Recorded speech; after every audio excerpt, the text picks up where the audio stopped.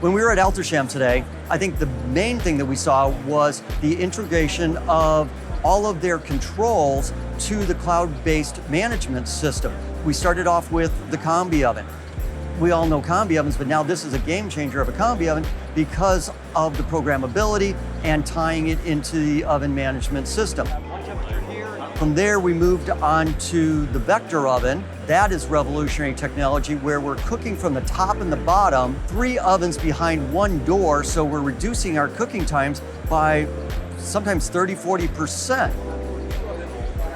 The evolution of the vector became the converge oven, and now it's 3 combi ovens behind one door. So I can be steaming in one chamber, baking cookies dry in another chamber, and roasting something with the perfect amount of humidity in the very top chamber.